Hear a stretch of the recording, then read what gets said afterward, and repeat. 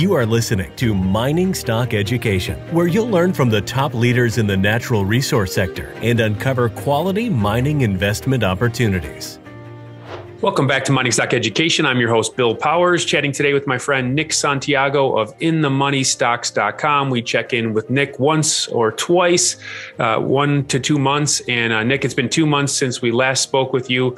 And I remember the headline I put on that interview was that you foresee the buying opportunity in gold at $1,450, but we're knocking on $1,900 right now. Give us your short-term view of gold now that we're all the way up back towards $1,900. Well, short-term, gold is really bullish, but it's more due to the geopolitical events that are going on around the world. You have this tension in Russia and Ukraine. Obviously, Putin's on the border of Ukraine, and he's got a lot of troops there, and everybody's running into gold. They're running out of stocks. They're running out of Bitcoin, and they're saying, hey, if I'm going to be in anything, I'm going to be in gold, which I like to see. That's a safe haven. You know, I'm a big gold bull in the long term. In the short term, I think it's bullish, but bigger picture, I think we have one more dip. Nothing has changed on that bigger term forecast down to around 1450, maybe 1500. I think that's going to be your second coming opportunity if you haven't gotten into it.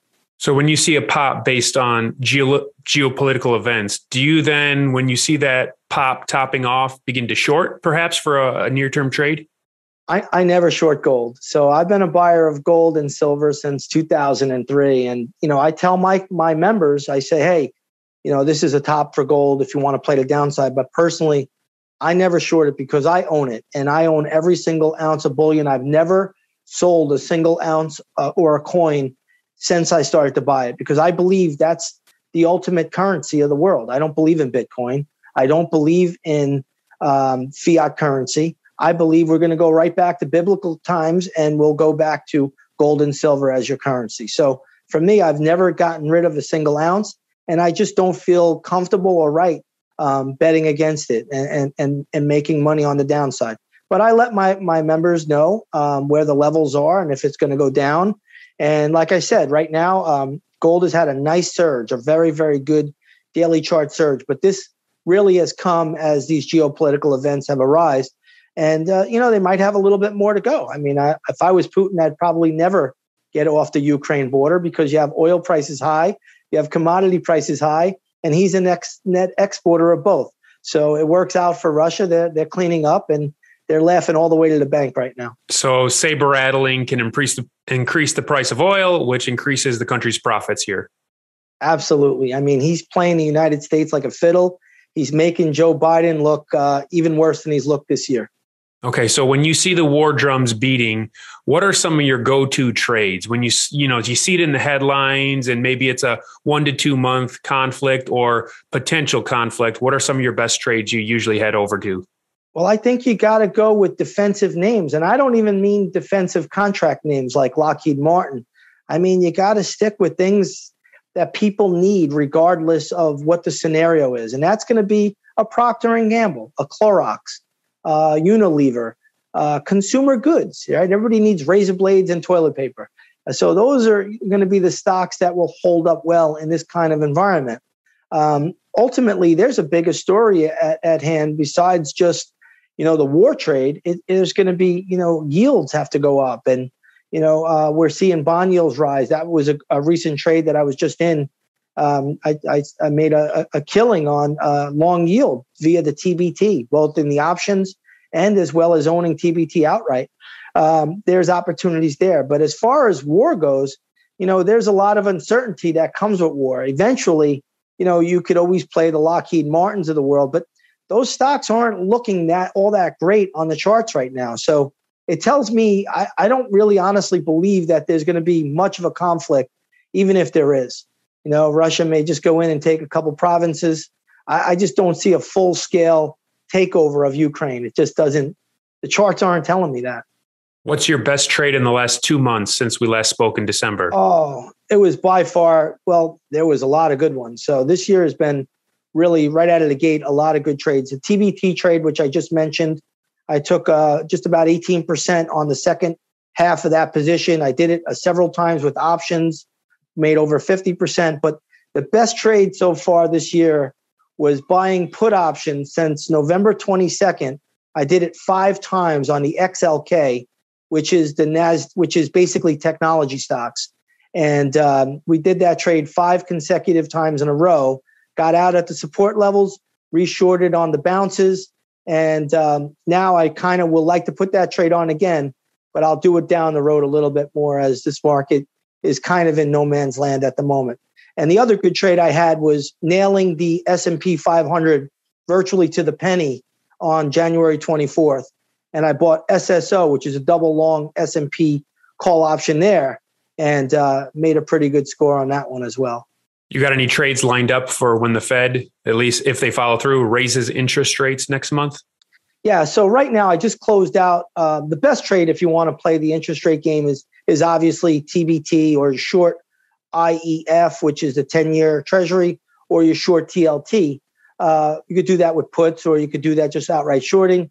But the way I did it was I bought TBT. That'll be a play of mine again after yields pull back. Because right now, with the war scenario going on, yields hit a very good resistance point. The 10-year got a little bit above 2%. The 30-year got to around 2.3. It's ultimately going higher. So after a pullback pattern, I'll get back into that play, and that will be the play for long yield. Is that your best contrarian play, or what would be your best contrarian play right now? It's hard to say. I'm looking to short home builders at some point here. I think the real estate market is getting toppy. Also, if you look at, they've pulled back already. They're starting to form a bearish pattern. So that could be another good one. It's not ready yet. That probably needs still a few more weeks to go. I'd say 3 to 4. But I'm looking to do that. Also, yields go up. You want to play a downside move on utilities. And utilities have fallen already, but that's first leg. After you get a bounce, you probably get a second leg down. So that could be another way to play long yields. I'm looking at all of those. But for me, I'm very pattern specific, very calculated with math. So I'm looking to see how the setup comes in. And are you playing the VIX? That's something you've been keeping your eye on. I have been keeping my eye on it. I haven't traded the VIX because it's been too tough to pick it. And even though the VIX has had a really good move above 20, it comes down pretty sharply. It never seems to get right into my wheelhouse where I give my members, I say, we're going to wait for a little bit more. It never seems to get there. Then it pops. So it's just been easier to play the downside with a lot of options in technology via the XLK. That's kind of how I've done it so far this year and even late last year. What's the biggest risk you see in 2022 for a trader? Buying the dips and expecting new highs. And I can't stress that enough, that so many people, and you see it really in the Robinhood traders or the eToro guys, they've never faced a bear market before. They've never even faced a bear phase before. And, the margin calls are just piling in on these people. So, just understand, you really got to know the charts now. This is not the easy money game where you could just get into the market and the bull market bails you out when you're wrong, because that's how it was in 2021. This time around, you got to really know what you're doing. This is a dangerous market. And, we even alluded or talked about that back in late 2021 when I said I thought the first quarter of the year was going to be a bearish quarter and be ready for a big down January. And all of that has transpired. So now you got to really, really be careful. You got to be cautious. And you got to just trade the best chart pattern setups. If you don't have them, just leave it alone. The first leg down is the easy leg.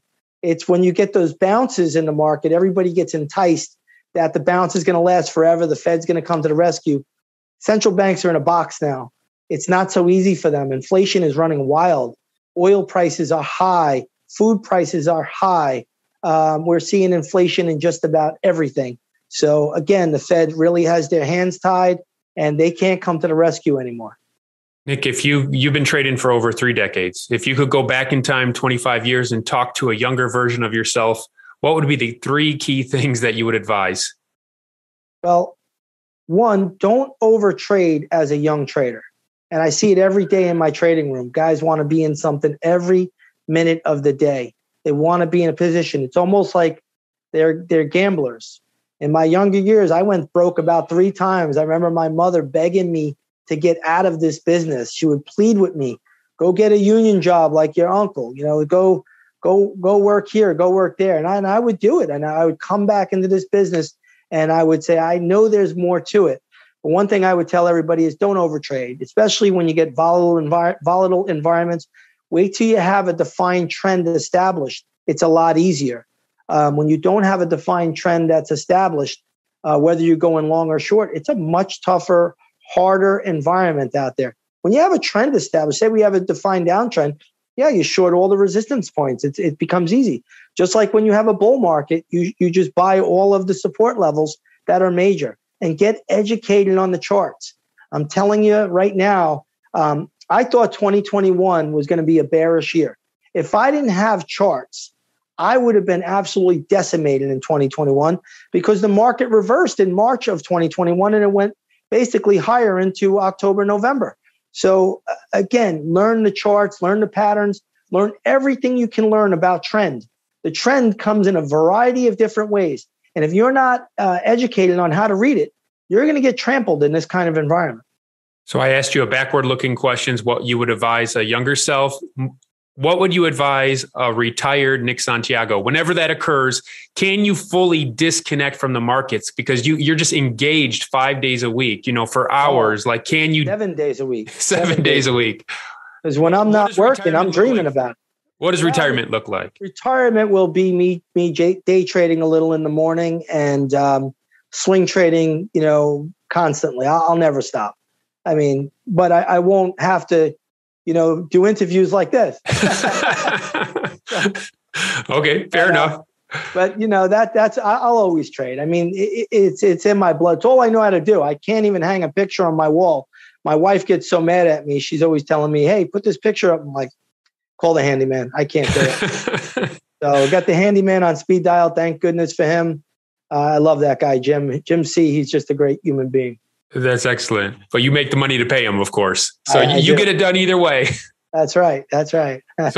So Nick, I had a friend come to me just this last week, and he has never self-directed investments and was asking how to get started. And he's a little older than me. And he's like, I heard on the radio this trading software or this trading group for such and such fee. They'll teach you how to trade and you can make X amount per day or X amount per week or month. And he said, what do you think about something like that? And then I asked him a couple of questions to clarify and to gauge how much experience he has. Because he has no experience, I said, what you would spend, on those fees, spend it on your education. And that's what I said. I said, you got to start there because really you don't want them to just be handing you fish. You want to learn how to fish. And it takes years after you kind of get some of the basics. You got to look at the headlines every day. You got to see how the market responds, and it takes time. If someone comes to you, obviously you sell a subscription service, teach people how to trade. What would you advise someone in a similar situation? I would say focus on the education first. I see it myself, though, even with our services, because we have subscription services where we give you the fish. And then we have services where we'll teach you how to fish. And most people want to be given the fish first and then take that profit and then invest it maybe later down the road on learning how to fish for themselves, which is getting educated. They do it completely the wrong way. You want to do it the opposite way, but most people aren't going to do that. They're going to try their hand at it first, and then they're going to come in. But what I would always tell somebody getting into any service or getting into learning, start out very small share size. Test the waters. Don't believe me. Make me prove myself to you that I know what I'm talking about and I know what I'm doing. That's the only way to really do it. If you're going to start out with anything, start out in a very, very small way. I always tell everybody, they always say to me, Nick, should I paper trade first? I said, well, paper trading is great, but you don't have real capital on the line. And what's going to happen when you paper trade is that you may fudge the numbers yourself just for a little self-gratification. I remember doing that as a 21-year-old, trying to test out a little method.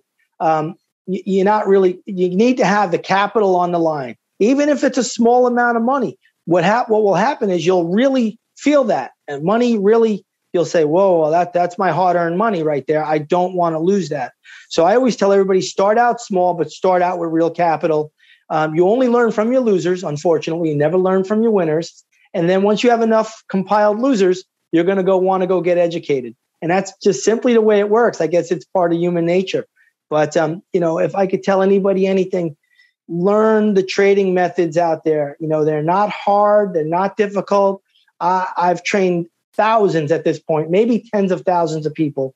And, a fair amount, I'm going to say a high majority of them are very successful. A small amount of them, maybe wasn't just meant for them to do this business, or they went into something else. But, you'll give yourself a fighter's chance if you learn how to read these charts. And, again, if I could do it, anybody could do it. I never even went to college. I'm a high school graduate, and I barely got through that because I really lost interest in school in the 11th and 12th grade, even though I was a very good student. So I will tell you right now, get educated on the charts and take it from there. The funny thing, if I may add, a lot of people want to get into the trading business when the money is hot. And what I mean by hot money is central banks, their balance sheet is at around $8 trillion, $9 trillion for the Federal Reserve. The U.S. government debt is at $30 trillion. Everybody wants to get in when, there's all that liquidity in the system. The hard part's now going to be taking place when the liquidity gets removed from the system. Now, this is really where we're going to see who's swimming naked. And again, it's unfortunately a hard lesson, but just go look at Robinhood's share price and you'll see, what has happened to the people in the market that don't know about charts. Well said, Nick. Thank you for that advice. Before we conclude, your website is inthemoneystocks.com. You have an option service and a trading service. Year to date, how are you doing on both of those? Yeah, fantastic. The trading service, we're up about 20%. The option service, I think we're about 170, 180%. We were over 200, but I just took a loss on an options trade. Sometimes those option trade losses can be big if they expire worthless or if a stock has a big hit. So, little weeble wobbles, but, this year I'm doing things a little bit more structurally where I'm not going to take the longer term view. I'm going to take the shorter term view. So we're going to have a good year. Excellent. Well, Nick, thank you for your insights and for this update. Thank you for having me, Bill. Always a pleasure to be on. Thank you.